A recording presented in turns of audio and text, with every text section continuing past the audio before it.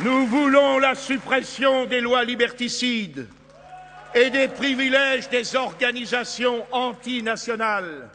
Lois liberticides et organisations antinationales par lesquelles on veut, toi aussi, te poursuivre, Marine, ainsi que nous l'a appris jeudi le procureur de la République de Lyon. Décadence démographique contre laquelle nous lutterons par l'instauration d'une grande politique familiale et d'accueil de la vie contre la culture de mort. Culturelle, par l'enseignement de notre histoire prodigieuse et de notre patrimoine, la remise à l'honneur dans l'enseignement des humanités, mais surtout de la langue française pour commencer. Décadence administrative contre laquelle nous lutterons par la réduction des niveaux d'administration, la simplification de la bureaucratie écrasante, la lutte contre le clientélisme et la corruption.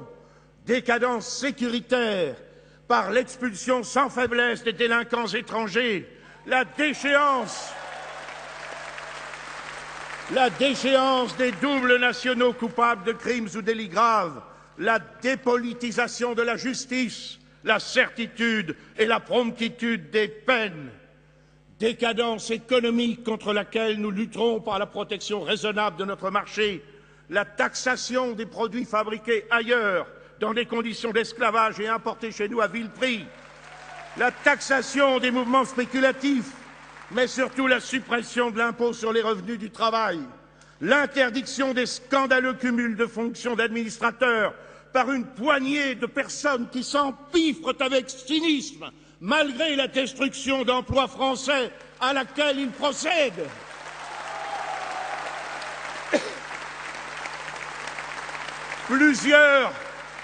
Plusieurs d'entre eux, fonctionnaires politisés, cherchant leur profit personnel et non le service du public. Ils sont issus, certes, de grands corps, comme de l'État, comme l'École polytechnique ou l'ENA, qui est, chacun le sait, à la fonction publique, ce que le TGV est au transport ferroviaire, mais il y a tout de même une différence, c'est que quand le TGV déraille, lui, au moins, il s'arrête.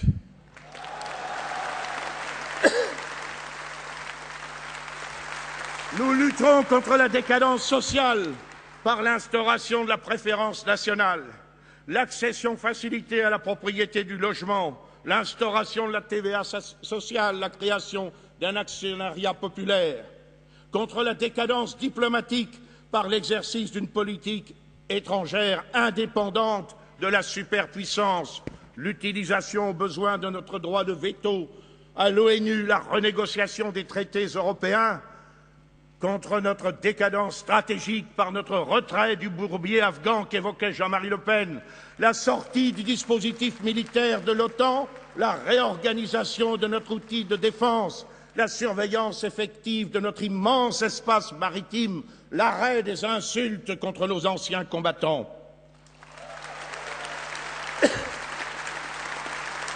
La mission historique portée par les nationaux requiert à la tête du FN une personnalité aguerrie et expérimentée, ferme, mais ouverte au dialogue, capable d'assurer sa cohésion, son unité, mais aussi de fédérer toutes les énergies et les talents de notre famille de pensée, dont il faut bien dire qu'elle s'est parfois inutilement divisée dans des querelles ou des conflits qui auraient pu être évités. Je souhaite de tout cœur que tu sois cette personnalité, Marine. Je sais que tu en es capable et je suis prêt, dans la mesure de mes moyens, à t'y aider si nécessaire.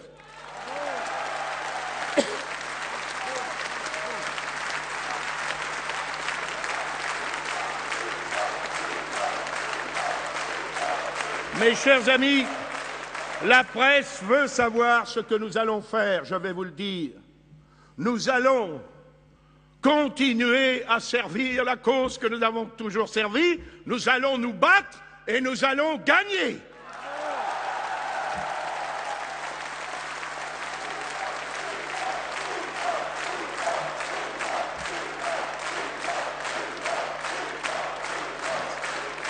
Ma volonté ne dépend pas de l'octroi de je ne sais quel lot de consolation. L'accomplissement d'un devoir impérieux ne requiert pas de titres ronflants.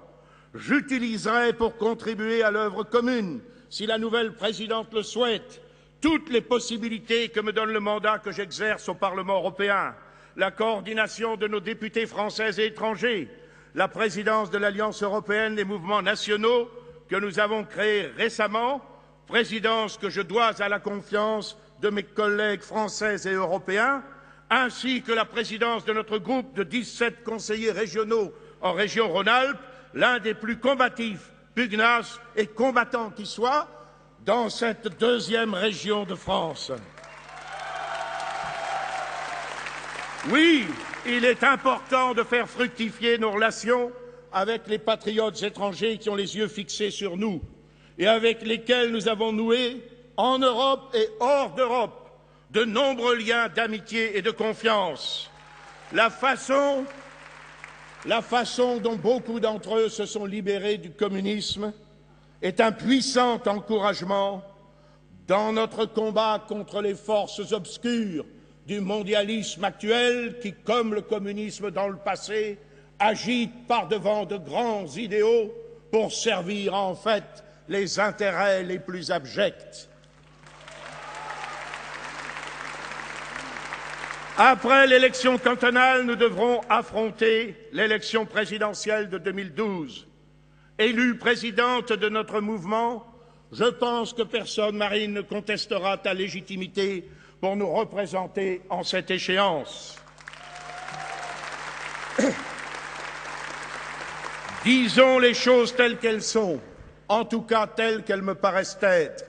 Une telle échéance requiert une équipe nombreuse et soudée, une famille apaisée et réunie autour de son candidat.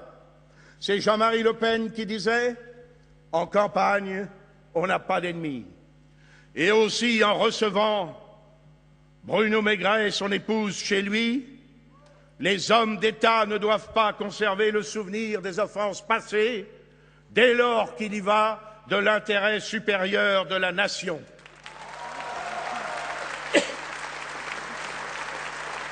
Si tu étais comme moi persuadé de l'utilité de cette réunion et si je pouvais y contribuer, je m'emploierais bien volontiers à ce préalable avant que de partir en 2012 à la conquête de ces électeurs de la droite sociale et de la gauche patriotique qui ont vocation à nous rejoindre, comme tous ceux très nombreux qui, sans avoir jamais appartenu à notre mouvement, font cependant partie du camp patriotique et souverainiste.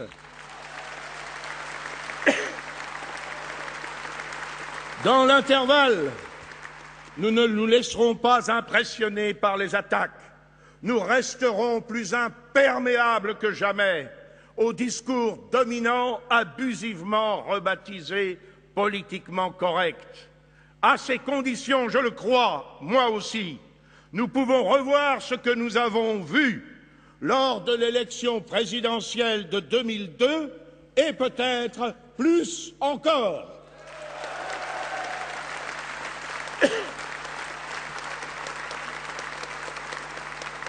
Au cours de cette campagne, j'ai livré quelques propositions pour le Front national, dont plusieurs ne sauraient naturellement être mises en œuvre qu'après la solution de nos difficultés financières qu'ont affronté notre président Jean-Marie Le Pen et nos trésoriers successifs, qu'il s'agisse de l'amélioration de la concertation entre nos structures départementales et notre siège national, d'un mode plus collégial où chacun puisse trouver sa place, d'un renforcement de notre implantation locale et de l'action des cercles s'occupant d'actions sociales, culturelles, familiales, éducatives, caritatives, d'un renforcement de notre armature intellectuelle, de la création d'une école de cadres assurant une solide formation doctrinale, de la reparution d'un organe de liaison apprécié de la communauté des adhérents, du retour, s'il est possible, serait-ce sous forme d'une fête champêtre de la fête annuelle des Bleus, Blancs, Rouges, grand moment politique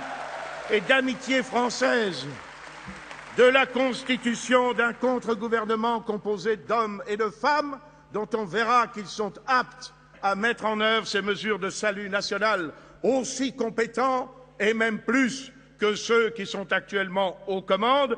Il t'appartiendra, Marine, de décider de ce que tu souhaites ou non retenir dans ce chantier de rénovation du Front national, indispensable à sa progression pour crédibiliser le message de l'opposition nationale, populaire et sociale que nous incarnons. J'évoquais tout à l'heure les sacrifices qui ont été consentis pour cette cause. Je parlais de ceux qui, comme vous, se sont engagés, ont donné leur nom, leur part de temps, leur argent, leur réputation et même bien au-delà. Je pense à ceux qui ont été injustement condamnés, aux militants de Marseille qui a fini ses jours en prison, à nos amis lyonnais Bruno Valls et Renaud André, injustement condamnés pour s'être défendus contre ceux qui, à Tizy, dans le Beaujolais, les agressaient délibérément. Je pense aux morts, à tous nos morts, à ceux du 6 février 1934, à ceux d'Indochine et d'Algérie, à François Duprat, à Jean-Pierre Stirbois et à tant d'autres. Non, la France n'est pas ce conglomérat que décrivait M. Éric Besson, ministre pourtant en charge de l'identité nationale. Ici, à Tours, dans la patrie de Saint-Martin, l'inlassable apôtre des Gaules, auquel nous devons une grande part de notre incomparable civilisation. Je suis convaincu que de grandes perspectives s'ouvrent à nous, pour peu que nous rejetions les ferments de la division, que nous fassions front commun devant l'adversité, que la flamme tricolore continue à briller dans le cœur de chacun d'entre nous. Si nous sommes réunis, elle deviendra ce brasier réchauffant les énergies dont notre pays a besoin pour assurer sa renaissance. Vive le Front national, vive la France!